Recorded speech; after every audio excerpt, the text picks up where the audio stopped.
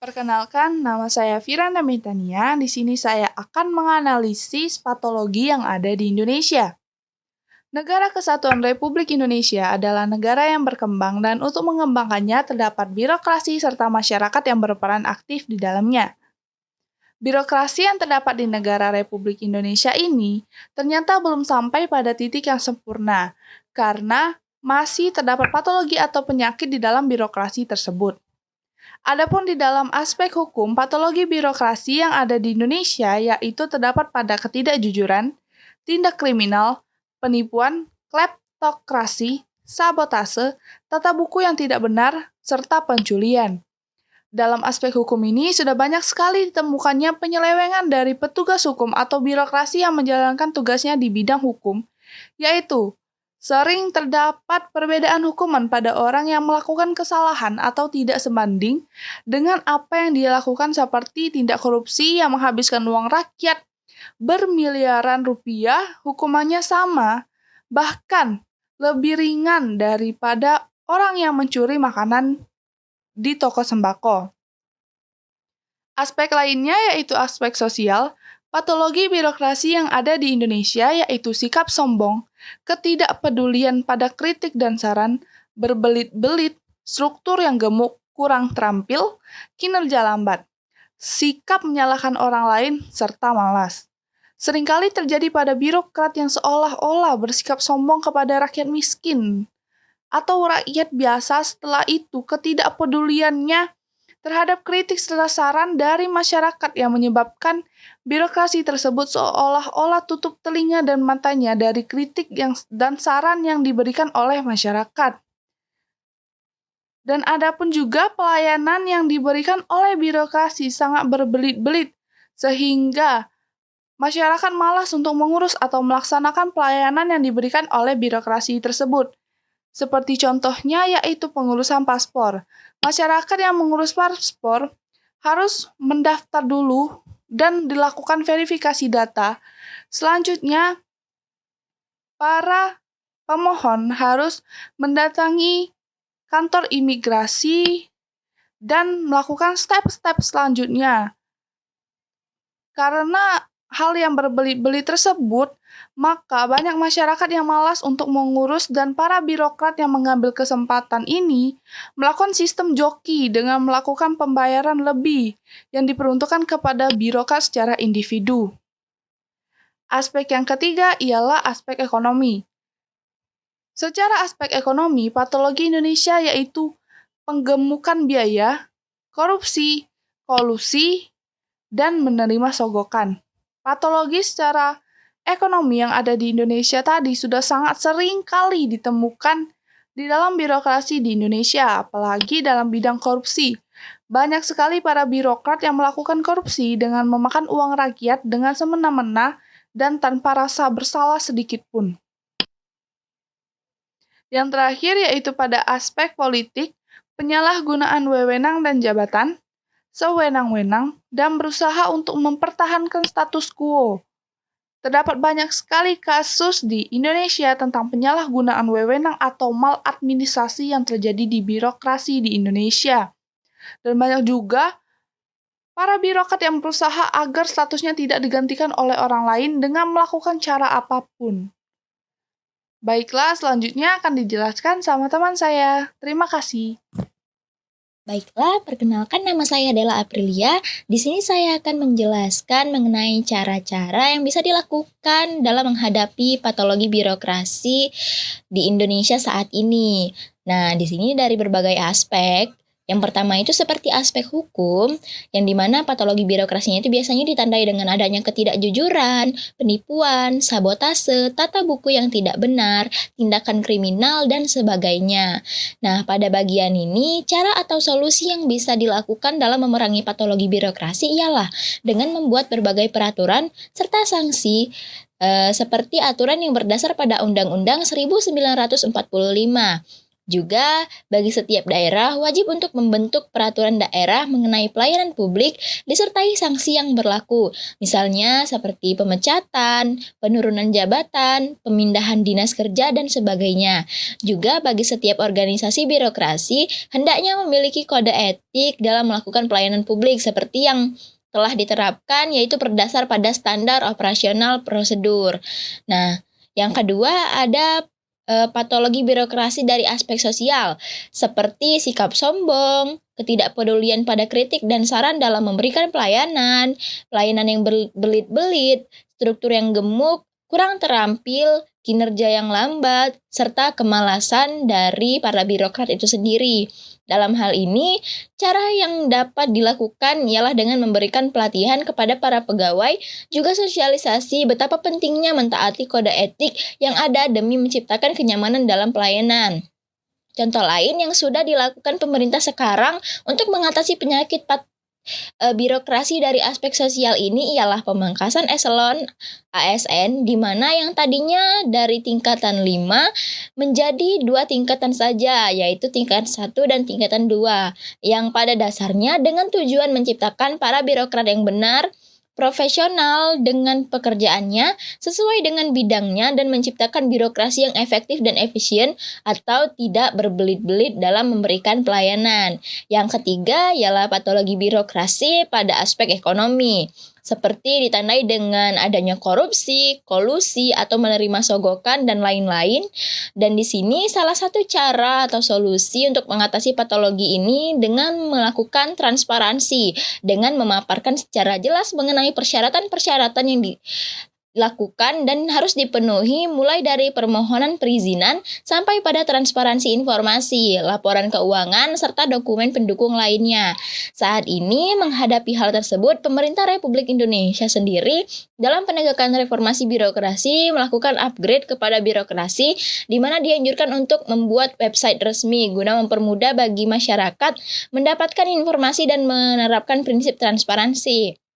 Disinilah penerapan e-government juga berlaku. Sebagai contohnya dalam website kemenkes.go.id, yang dimana pada website ini tersedia informasi mengenai kinerja pelayanan publik, bahkan berkas-berkas seperti laporan program dan keuangan juga diupdate, sehingga dapat memperkecil kemungkinan terjadinya korupsi, penerimaan sogokan, dan sebagainya. Begitu juga hal tersebut diterapkan di berbagai organisasi birokrasi di Indonesia untuk memberikan informasi dan pelayanan kepada masyarakat.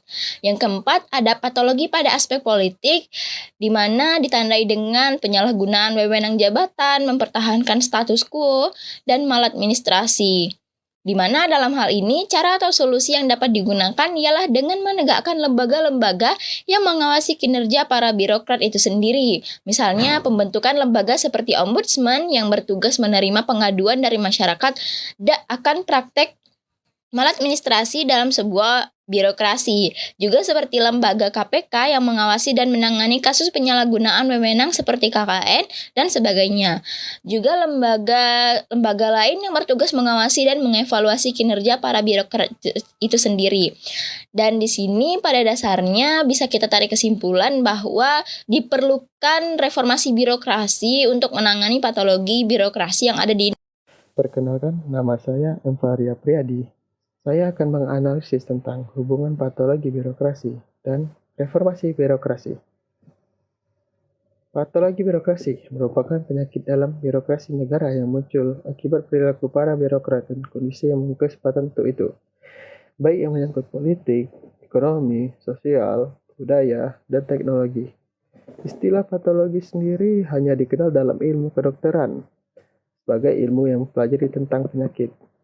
Namun, analogi ini dikenal dalam birokrasi dengan makna agar birokrasi pemerintah mampu menghadapi berbagai tantangan yang mungkin timbul, baik yang bersifat politik, ekonomi, sosial, budaya, dan teknologi. Berbagai penyakit yang mungkin sudah diderita atau mengancam akan menyerang perlu diidentifikasi untuk kemudian mencarikan terapi pengobatan yang paling efektif. Sedangkan reformasi birokrasi merupakan salah satu upaya pemerintah untuk mencapai good governance dan melakukan pembaharuan dan perubahan dasar terhadap sistem penyelenggaraan pemerintah, terutama yang menyangkut aspek-aspek kelembagaan. atau organisasi, keterlaksanaannya, dan sumber daya manusia aparatur. Hubungan patologi dan reformasi birokrasi adalah patologi digunakan sebagai acuan negara untuk melakukan reformasi. Dalam suatu pemerintahan, tidak ada birokrasi yang sama sekali bebas dari patologi birokrasi, ataupun sebaliknya. Oleh karena itu, reformasi birokrasi adalah upaya pemerintah untuk menciptakan birokrasi pemerintah yang profesional dengan karakteristik berintegritas, berkinerja tinggi, bebas dan bersih KKN, mampu melayani publik, netral, sejahtera, berdedikasi, dan memegang teguh nilai dasar dan kode etik aparatur negara. Sekian, terima kasih.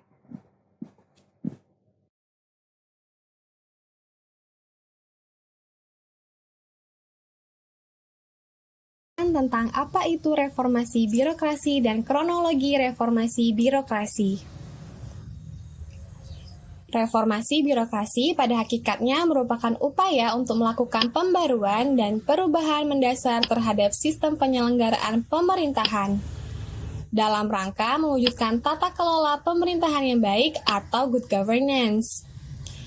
Dengan kata lain, reformasi birokrasi adalah langkah strategis untuk membangun aparatur negara agar lebih berdaya guna dan berhasil guna dalam mengemban tugas umum pemerintahan dan pembangunan nasional.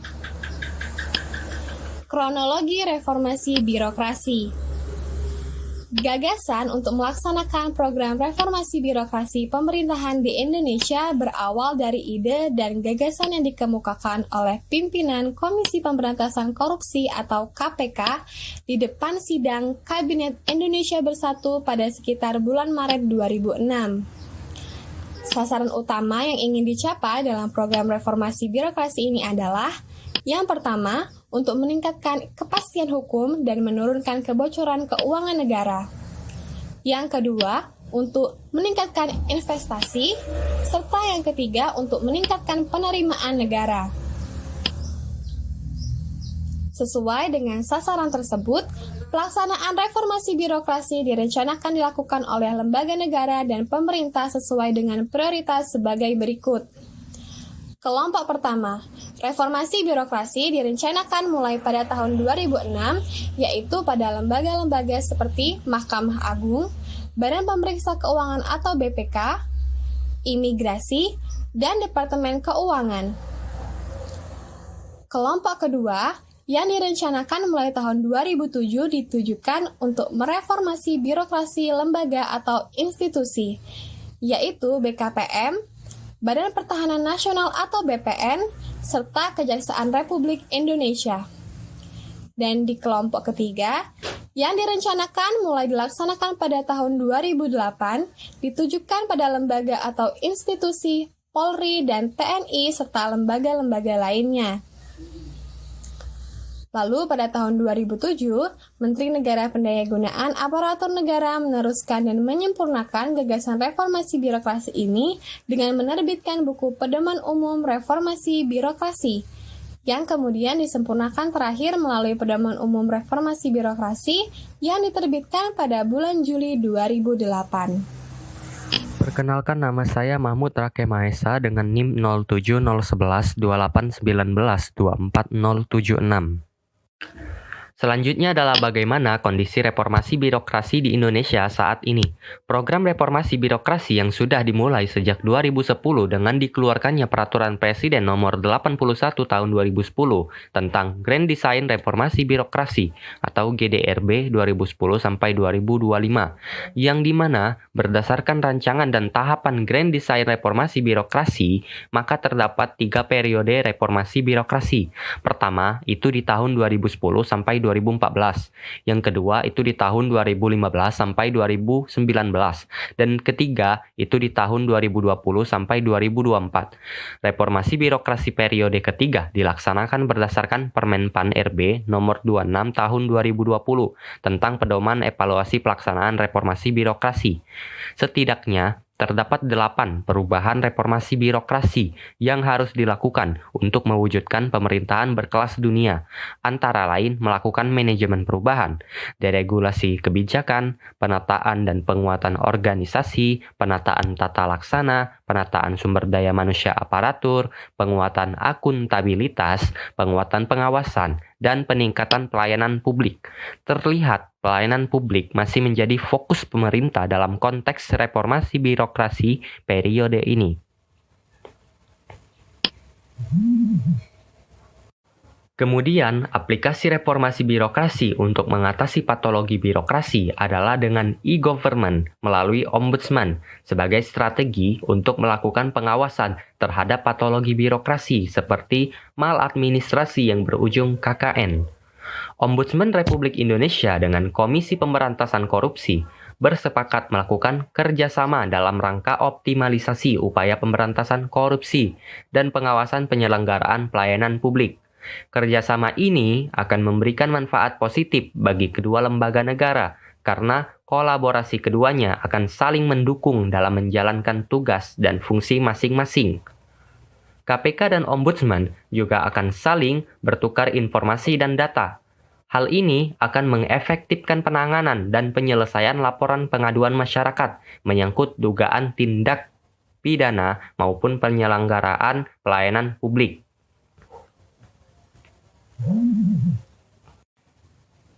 Selanjutnya adalah kondisi berhasil atau tidaknya beserta dampaknya, yang dimana pada buku pencegahan korupsi yang dikeluarkan oleh KPK tahun 2019 menyebutkan bahwa selama periode 2004 sampai 2018, tindak pidana korupsi yang ditangani oleh KPK melibatkan 998 orang. Berdasarkan profesi atau jabatannya, sebanyak 31% adalah anggota DPR atau DPRD, 25% pejabat ASN eselon 1 sampai 3, wali kota atau bupati dan wakilnya 12%, dan gubernur 2%. Dengan demikian, berdasarkan profesi atau jabatan, sebanyak 70% melibatkan pejabat publik dan anggota legislatif. Sedangkan tindak pidana korupsi berdasarkan jenis perkara dari 887 perkara, sebanyak 564 kasus penyuapan, 188 kasus pengadaan barang dan jasa, dan sebanyak 46 kasus penyalahgunaan anggaran. Jadi, dengan adanya data tersebut akan berdampak terhadap keadaan patologi birokrasi di Indonesia ini, yaitu salah satunya KKN, yang dimana indeks persepsi korupsi Indonesia dalam 3 tahun terakhir mengalami peningkatan, meski tidak signifikan. Pada tahun 2017 lalu mendapatkan nilai 37, kemudian meningkat di tahun berikutnya menjadi 38, dan di tahun 2019 mencapai 40. Kenaikan skor ini salah satunya dipicu oleh penegakan hukum yang tegas kepada pelaku suap dan korupsi. Meski tidak signifikan, itu artinya Indonesia sudah bisa dikatakan berhasil dalam mengurangi tindakan KKN.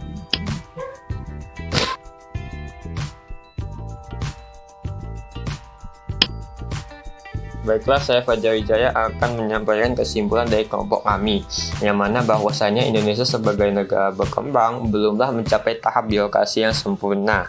Hal ini disebabkan oleh patologi yang terdapat di dalam birokrasi. Patologi ini salah satunya adalah perbuatan KKN, korupsi, kolusi, dan nepotisme yang terjadi di Indonesia. Dan juga penyebab berkembangnya patologi ini terdapat 4 aspek, yaitu hukum, sosial, ekonomi, dan politik. Nah, untuk mengatasi keempat aspek ini dibutuhkan suatu reformasi birokrasi. Reformasi birokrasi adalah langkah strategis untuk membangun aparatur negara agar lebih berdaya guna dan berhasil mengemban tugas umum pemerintahan dan pembangunan nasional. Dalam suatu pemerintahan tidak ada birokrasi yang sama sekali bebas dari patologi birokrasi, yang mana ini tentunya berhubungan. Oleh karena itu, reformasi birokrasi menjadi suatu upaya pemerintah untuk menciptakan birokrasi pemerintahan yang profesional, sehingga pelayanan publik mampu melayani dengan profesional, berintegritas, dan berkinerja tinggi. Lalu dalam pengaplikasian reformasi birokrasi ini diwujudkan dengan dibentuknya e-governance melalui ombudsman sebagai strategi untuk melakukan pengawasan terhadap patologi birokrasi seperti maladministrasi yang berujung KKN. Ombudsman Republik Indonesia dengan Komisi Pemberantasan Korupsi bersepakat untuk bekerja sama dalam rangka optimalisasi upaya pemberantasan korupsi dan pengawasan penyelenggaraan pelayanan publik. Meninjau kondisi saat ini, pengaplikasian reformasi birokrasi melalui ombudsman ini cukuplah dinilai berhasil sebab meskipun patologi di Indonesia mengalami kenaikan, namun hal itu belum signifikan.